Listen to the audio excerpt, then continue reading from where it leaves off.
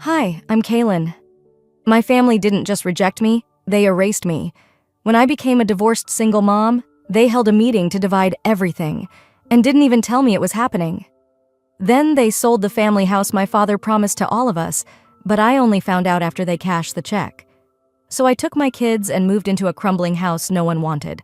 But what we found inside that fireplace, it changed everything and exposed the lie they'd built their whole life around. Before we dive in, what time are you listening and where from? Drop a comment. I read every single one. The rain had soaked through the box by the time I reached the porch. My fingers were numb, not from the cold, but from how fast everything had changed. I looked at the house, sagging porch, broken step, windows like blind eyes, and a door that tilted in its frame like it had long given up on standing straight. Behind me, Jasper huffed as he dragged a duffel bag up the steps. "Is this really it?" he asked, blinking rain from his lashes. Livy clung to her soaked, stuffed rabbit, the one thing she wouldn't pack away. I crouched beside her and whispered, "It's not much, but it's ours." I didn't say the rest, because I had nowhere else left to go. Just 3 weeks ago, I was still someone's wife, still pretending I belonged at the family table. But that illusion shattered faster than I expected. It started with a brunch. Mom had arranged it just for the girls. I showed up in a clean sweater and fake hope. The moment I stepped inside, I felt it. The sideways glance Celine gave me, the too tight smile from Zinnia. I was seated at the kids' table with my 2 children, shoved into a corner by the patio doors. Meanwhile, my sisters sipped Chardonnay and shared inside jokes at the main table with Mom. I kept pretending I didn't care, until I heard Celine's voice float back, soft but sharp. She's not even really family anymore. She couldn't even hold her marriage together. It hit harder than I'd expected. I looked at my son across the table, digging into scrambled eggs like nothing was wrong, and felt something crack. Later, when no one noticed I'd slipped away, I crept up to the attic, dust dancing in beams of sun that barely reached the corners. I knew exactly where it was. A china teacup, floral and fine, wrapped in a dishcloth I had hidden as a teenager. It had belonged to Grandma Elise, the only person who ever said to me, "You deserve a place that sees you." I cradled it in my palms like a secret. It was the only part of that house I would take with me. That night, I got the email, forwarded from a cousin who didn't know I was in the dark. It was a legal confirmation. The lake house, Dad's pride, the place we were promised we'd all share, had been sold, already closed, already paid. The buyer's check long deposited. My name? Not on a single form. I sat on my bed, kids asleep, and stared at that email until the screen dimmed. Then I stood, walked to the closet, and started pulling out suitcases. Not one word to my mother. Not to Celine, not to Zinnia. They knew what they did. I wouldn't give them the satisfaction of watching me bleed. Now, here I was, on this porch, holding everything I had left in one wet cardboard box. I slid the old key into the lock. Click. The door creaked open like it hadn't moved in decades. Inside, the air smelled of rot, mildew, and something sweeter, older, like memories that didn't belong to me. I stepped inside, dropped the box, and wiped my shoes on the doormat someone had left behind. Home sweet home. Livy wandered in behind me. "Are we gonna live here forever?" "Just long enough to fix it," I said, even though I didn't know what that meant yet. Jasper stepped in, holding the flashlight we'd brought from the car. He scanned the room, then turned toward the stone fireplace. "Mom," he said, voice low. I turned. "There's something in the fireplace." I walked slowly toward the fireplace, brushing past Jasper. "Stay back, honey," I murmured. He nodded and took a cautious step behind Livy, who was still clutching her rabbit, staring with wide eyes. The hearth was thick with soot, the kind that felt like it had been sitting untouched for decades. I knelt, bracing my hand on the cold brick, and reached in. At first, I thought it was just more debris, burnt logs, maybe some old papers, but then my fingers tapped against metal, something small, square. I pulled it out with both hands, a rusted tin box coated with ash. It wasn't locked. I eased the lid open. Inside were 7 letters, The ink was smudged in some places, the edges browned by time. Each envelope was addressed in delicate, looping handwriting that punched the breath right out of me. To Kaylin, for when you're ready. All signed with a single name, Grandma Marigold. I sat down on the bare wooden floor, not caring about the dust or the way my jeans clung to my wet knees. With trembling fingers, I lifted the top envelope. A small dried violet was clipped to the corner. I recognized it.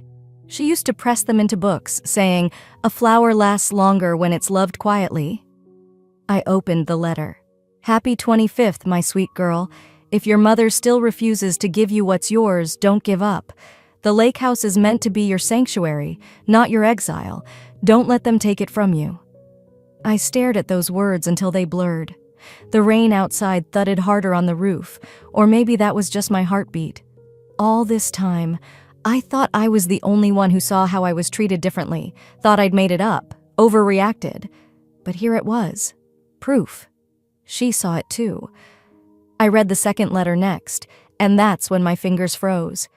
Inside was a photocopy, a grainy, scanned version of what looked like a legal document, an early draft of my grandmother's will. I scanned the lines, my eyes darting over the formal language. I, Marigold Whitley, leave the lakefront property located at... And then, there it was, clear as day.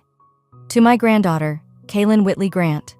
No mention of Celine, no shared ownership, just my name, alone. But that's not what the final will had said. I remembered the week after Grandma passed. Mom had arranged the service fast, too fast. She told me not to worry about the logistics and kept handing me my kids like they were shields to distract me. I didn't see the final will. I never even thought to ask. And now? This.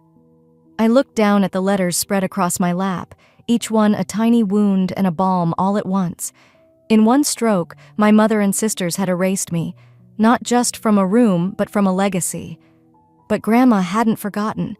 She'd written these words to me, for me, and someone had hidden them here, deliberately. I didn't cry. I gathered the letters, tucked them back into the metal box, and stood. Jasper was watching me. He didn't ask what I found. He just said, "Are we still staying here?" I nodded. "Yeah, we are." That night, after the kids were asleep on the mattress we dragged into the living room, I sat near the fireplace again, alone. I whispered into the dark. They erased me, but Grandma saw me, and now I see them.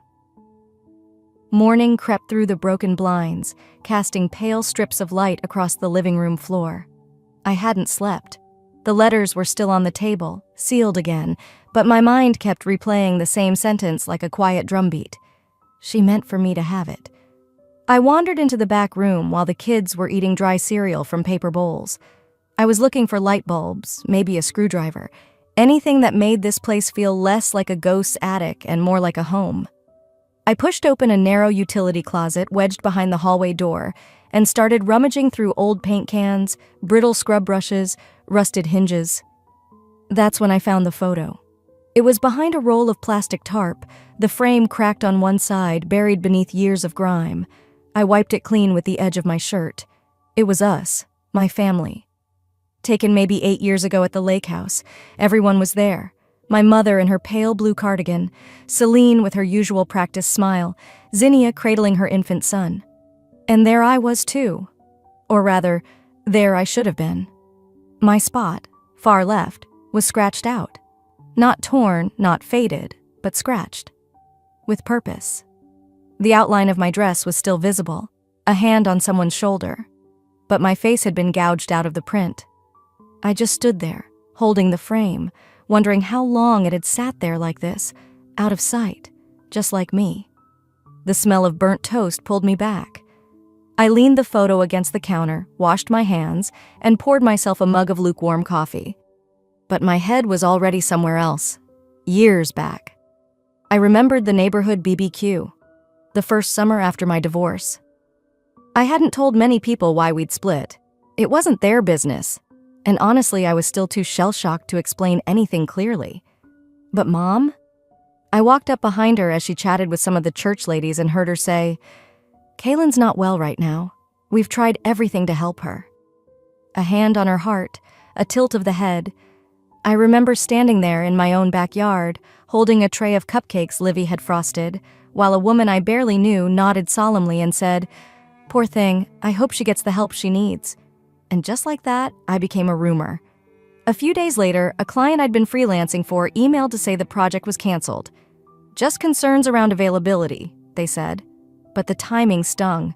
Calls stopped coming in. Invites dried up. I wasn't unstable, I was discarded.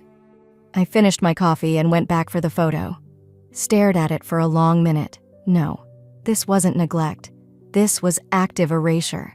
Strategic silence. They didn't want to fix things. They wanted me gone, without the mess of a fight, without accountability. They didn't want me back. They wanted me erased quietly. Celine's voice popped into my head. Not from a specific day, just one of her many rehearsed lectures. "You always make things messy, Kaylin. Why can't you just let Mom take care of the narrative?" The narrative. They didn't lie by accident. They lied well, with polish, with precision. They painted me as a burden so no one would ever ask what they did. I grabbed a pen and a torn piece of notepad, wrote one sentence, folded it once, then again, and slid it behind the warped frame. They told the world I was broken so no one would ask who broke me. Then I returned the photo to where I found it, not to hide it, but to mark the truth in the same place they tried to bury the lie. The note I left behind the photo stayed with me long after I closed the closet door. It wasn't just a sentence. It was a truth I'd hidden from myself for too long, but now that it was out, I couldn't unsee it, and maybe I didn't want to. The next morning, I forced myself back into town. We needed supplies. The water heater groaned like it was 90 years old, which it probably was, and the front door still stuck in the frame. I figured a new wrench and a roll of weather stripping might be a good place to start. Jasper was at school, Livy with the neighbor's teen daughter down the road, and I had about 2 hours before pickup. It felt strange to walk around freely again, without glances tracking my every step, until I reached the sidewalk in front of the hardware store. A pair of women leaned against the window display talking low. When they saw me, one of them turned, the other looked away too quickly. I gave a tight nod, kept walking. I'd grown familiar with that twitch in people's eyes, a mix of pity and something uglier. Not curiosity, containment. Like they'd all been handed the same script about me and didn't know how to improvise if I walked on stage. Inside, I grabbed a small cart and moved through the aisles mechanically. Tape, nails, work gloves. It was almost peaceful in the back section until I heard the door chime again and a slow shuffle behind me. "Kaylin?" I turned. Mr. Adler. He hadn't changed much. Thinner, maybe, a little more hunched, but the same wiry white hair and kind, unsure eyes. He was my father's friend, a retired architect who used to come by the lake house in the summers, sipping sweet tea with Dad over blueprints spread across the picnic table. "Mr. Adler?" I said gently. I wasn't sure it was you," he murmured, stepping closer. His voice carried hesitation. "I heard you were back. Didn't want to pry." I nodded, not trusting myself to speak yet. He cleared his throat, fiddling with a folded receipt in his fingers. "I don't want to stir anything up," he began. "But I saw what they did to you, back then, and I said nothing. That's on me." My brows furrowed. "What do you mean?" He glanced around, then motioned toward the parking lot. "Can you... just a minute?" We walked out together. He led me to his truck, parked under a tree with peeling bark. From the back seat, he pulled out a dusty black tube and handed it to me. "I was supposed to throw this out," he said. "Your mother brought it over years ago, said it was hers and she didn't want it cluttering the place. But I couldn't. I knew." I unscrewed the cap.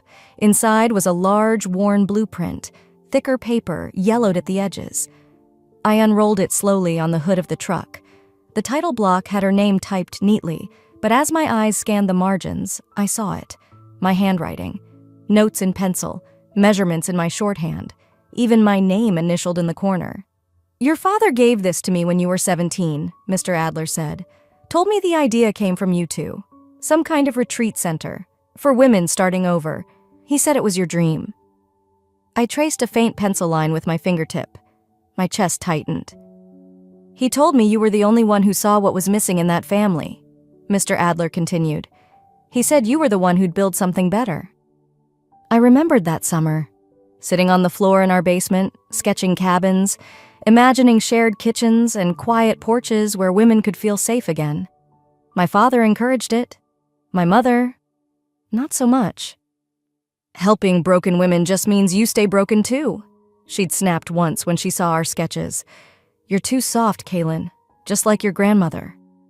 Looking at the blueprint now, I realized they didn't just erase me from stories. They erased me from purpose, from legacy. They used my ideas, my vision, and rewrote history to make them theirs. Mr. Adler placed a hand on the blueprint's edge. "I'm sorry I stayed silent."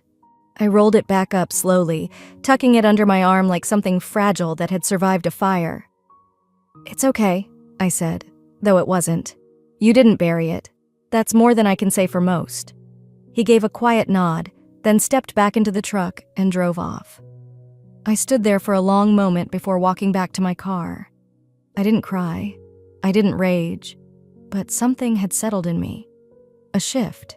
She'd erased me from the legacy I helped build, so I began laying a new foundation. Quietly. I left Mr. Adler's truck that day with the blueprint hugged tight against my chest. The wind picked up as I walked back to my car, but the chill didn't touch me.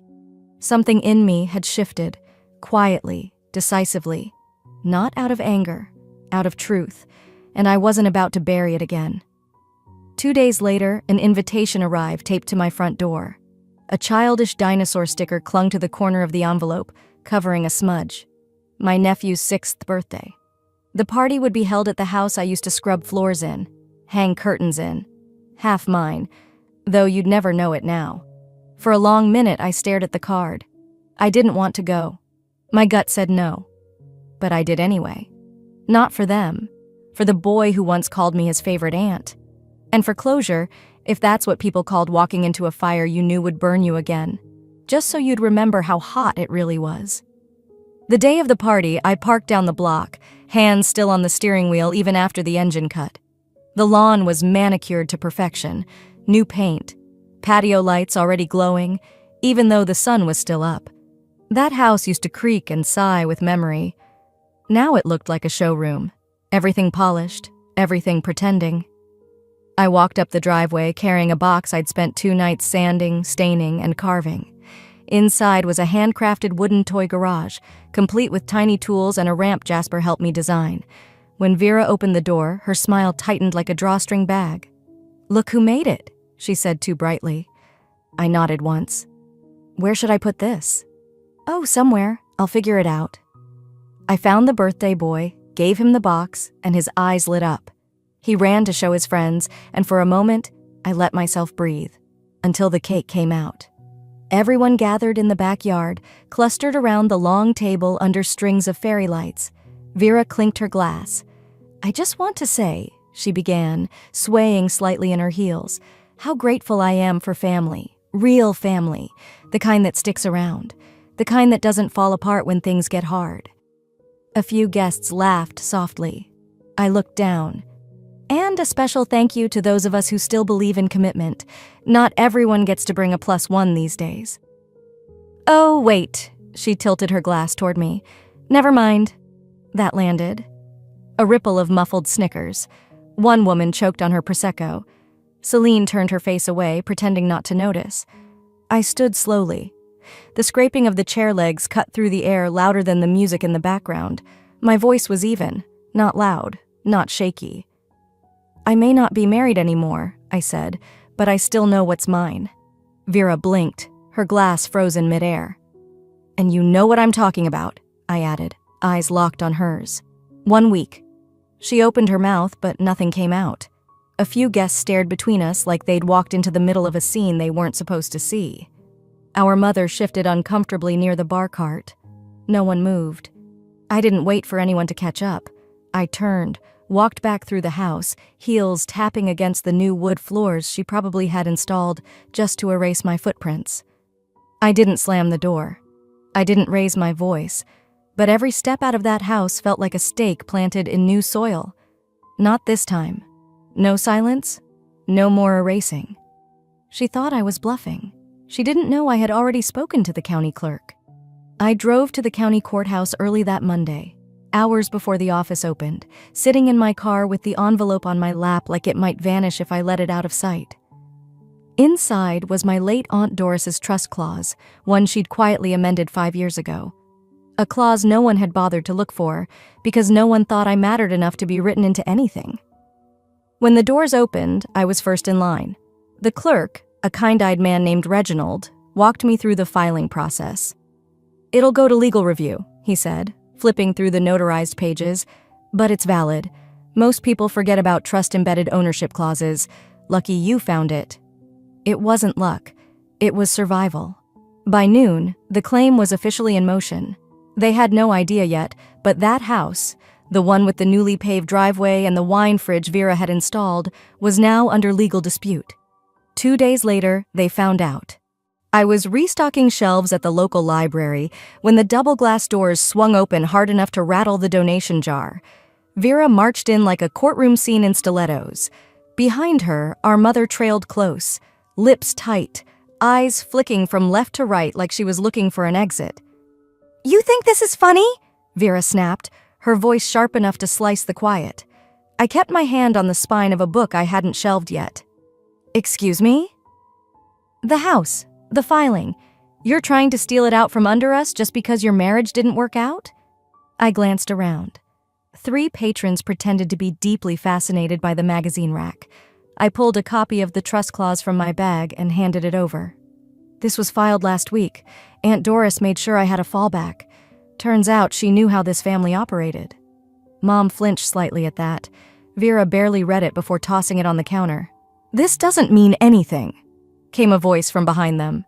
Bryce, Vera's husband. He sauntered in with a smirk that curled like smoke. "You think a dusty piece of paper changes the fact we've been maintaining that house for years? Remodeling it? Paying the taxes? Living in it?" "It's funny," I said, voice even, "how generous you all got after the deed was lost. Especially since that dusty paper proves I was legally entitled to it from the beginning." Bryce chuckled. "This'll never hold up." I tilted my head. "Depends who you're trying to impress, your backyard friends or the judge." A silence fell, the kind that pulls everything down with it. Mom finally stepped forward, voice low but sharp. "You're tearing this family apart, Kaylin." I looked at her, really looked, the way she clutched her purse strap, the way her earrings still matched her shoes, even on a day like this. "No," I said. "You tore it apart the moment you started editing your own daughter out of the truth, the moment you decided a prettier story was worth more than me." Vera looked away. Bryce scoffed and turned on his heel, but Mom just stood there, rooted, as if my words had sunk somewhere deeper than she was ready to acknowledge. They left without saying another word. The library door closed behind them like punctuation. That night, I sat on the front steps of my new, temporary house, watching Livy draw chalk hearts on the sidewalk. Jasper was inside, reading. For the first time in a long while, my hands weren't shaking. This wasn't about winning. It was about being seen, on record, in ink. They still thought I wouldn't go all the way, until the court summons arrived. And even then, I imagine they assumed it was a bluff in a different envelope. It was a cool Tuesday morning, the kind where the fog rolls in low across the fields, and everything feels suspended in breath. I didn't see it happen, but I didn't need to. Vera told me everything without knowing she had. I'd parked 2 streets over, just far enough to keep eyes off me, and waited.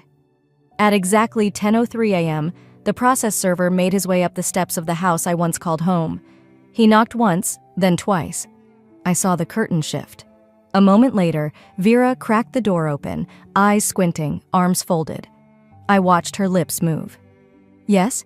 He handed her a thick envelope, nodded politely, and turned away before she could close the door on his back. From my vantage point, I saw it all. The way her body locked up, the rigid grip on the envelope, the slow, deliberate read of the name printed across it. I could almost hear her breath catch when she realized what it was.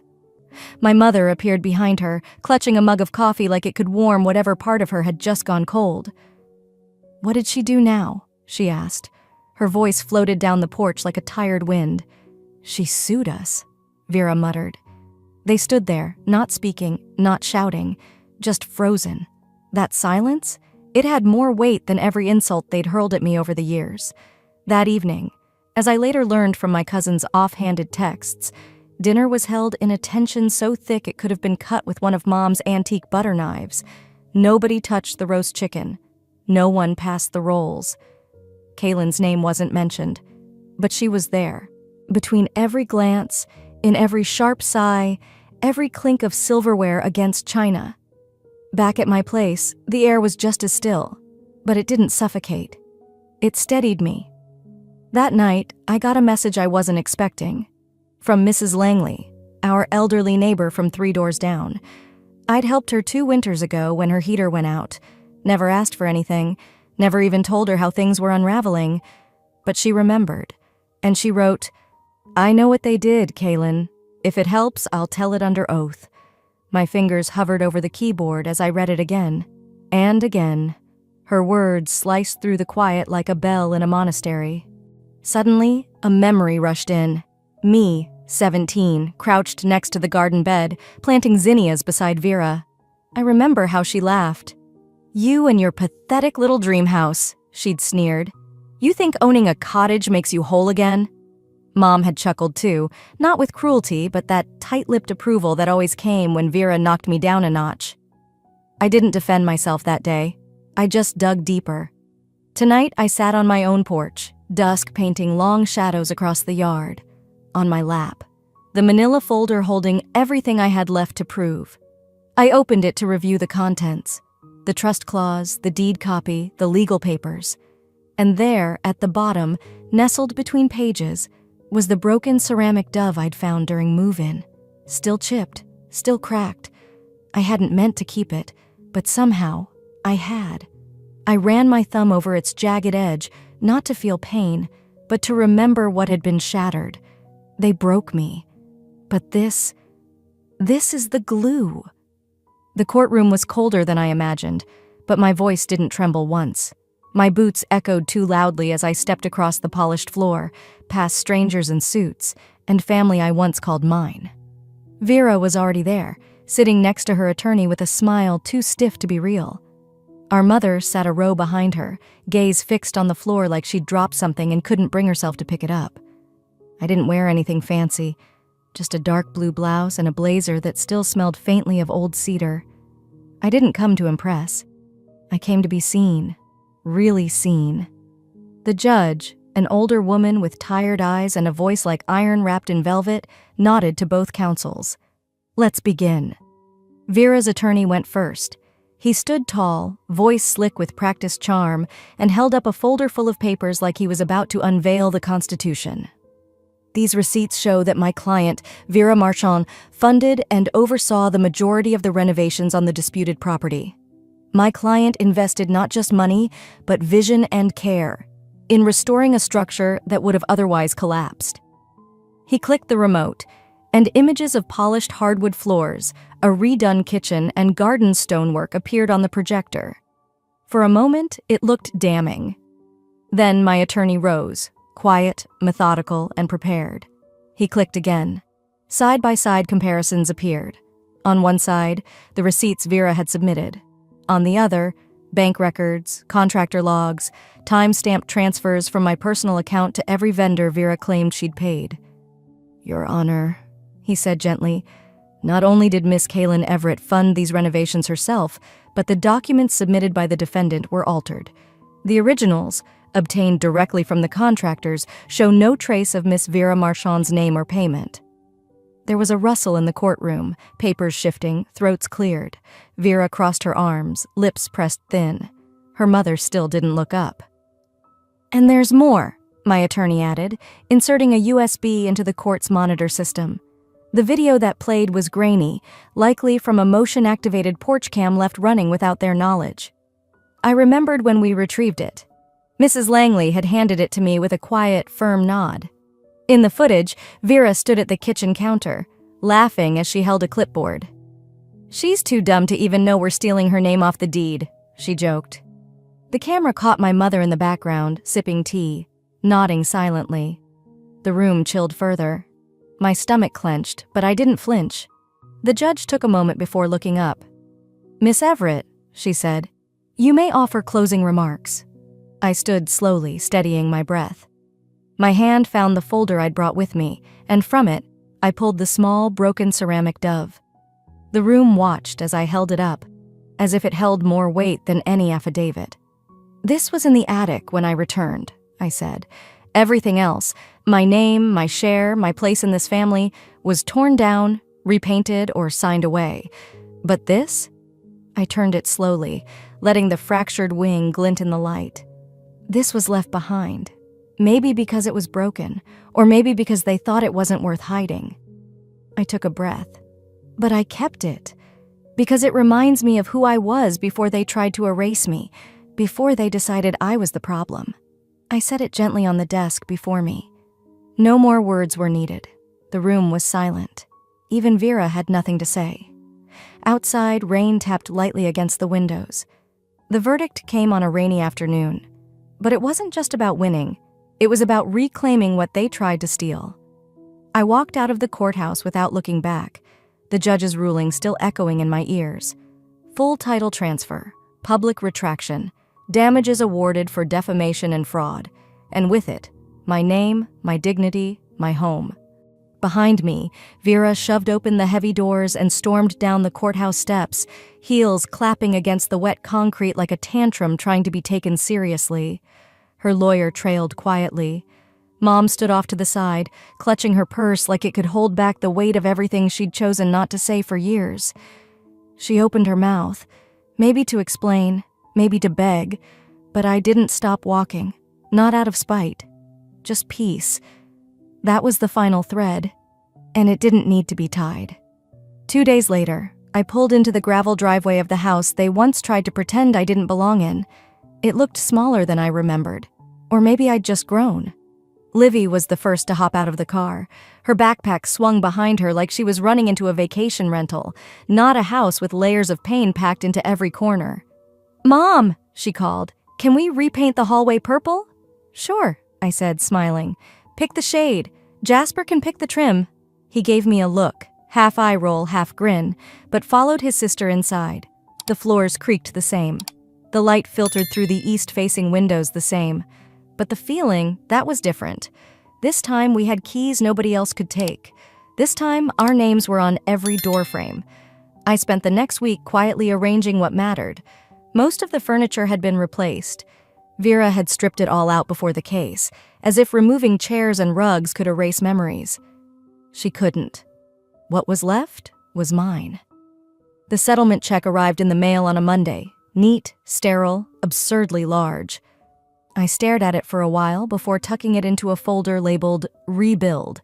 By Friday, it had a destination, a non-profit in town that worked with women starting over. I sat across from the director, slid the check across the table, and said only, "Use it to build spaces that don't get stolen out from under people." They asked if I wanted a name on the donor wall. I nodded. Kaylin Rowe, survivor, builder, mother. That evening, the ceramic dove sat in the kitchen windowsill, its wing repaired with the smallest line of gold resin, barely visible unless you knew where to look. It caught the golden hour light like it had waited for it all this time. Jasper curled next to me on the couch, head resting on my arm. Livy was already asleep, her purple hallway paint chips scattered on the coffee table. "It's good to have a house again," he said softly. I kissed his forehead. "It's good to have a home," I whispered back. Outside, the rain had stopped. The wind smelled like earth and change.